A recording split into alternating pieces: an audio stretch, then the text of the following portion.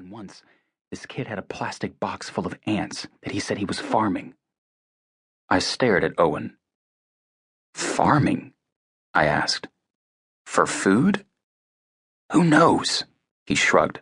It's always a freak show, and they write detailed reports about you afterward, and staff pays a lot of attention to them. I felt a jolt of nervous energy. I still had nightmares about what had happened at my last school. I took 30 milligrams of monophasine every evening. It was supposed to help me sleep, help me forget. And don't talk to the women, Owen said. Nobody likes that. I wasn't going to, I said. I pulled off my jacket and plucked at my shirt, trying to circulate some air. Years ago, a Goodhouse boy named Ephraim had attacked a civilian girl on a community day.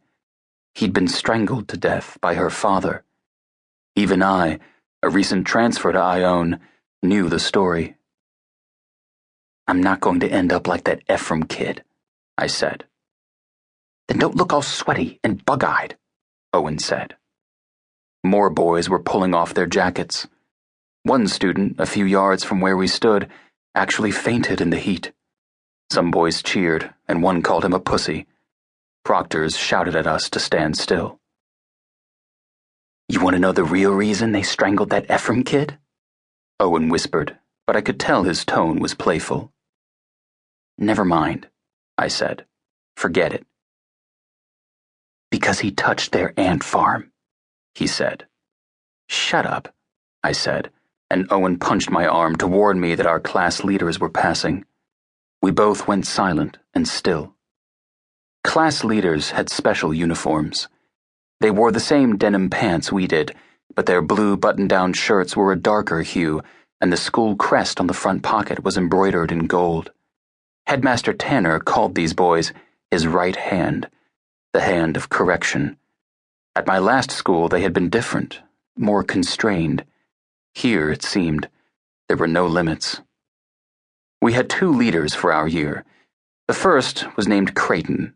He had ruddy skin, white blonde hair, and white eyebrows like albino caterpillars. He wasn't very tall, but he was thick in the chest. No one had been able to depose him. Our second class leader was Davis, a lanky black kid who always had a sweet expression on his face.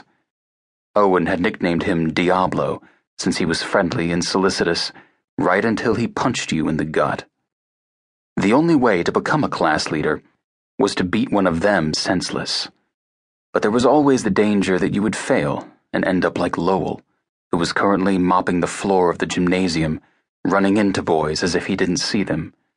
There was a small but important dent in Lowell's forehead, and he often sang to himself, his voice flat and meandering, like he was speaking a different language. I'd been at this school since January, but I'd been in the Goodhouse system since I was 3 years old. The first thing they did when you entered the system was change the name you were given at birth. I once believed that I'd recognize my original name, that I'd know when another boy was called by it, that it would sound some bell inside me, trigger some alarm. The school had called me James, after St. James the Greater, an apostle who'd found God around the time he was run through with a sword. They said it was a name to grow into. Goodhouse had come out of an idea, a program meant to map the genetic profile of prison populations.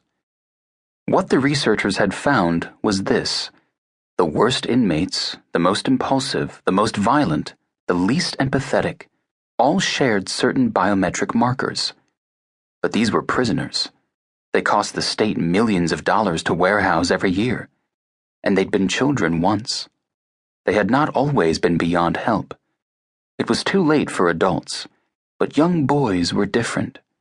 They could be molded, instructed, taught. If intervention occurred at an early age, they could be salvaged. And so, for the past 4 decades in America, genetic testing had been mandatory for the family of anyone who committed a violent felony. More and more people were being tested each year. More and more families were brought to the courthouse for a cheek swab, to be released if they were normal, to be registered if they were outside the age limit,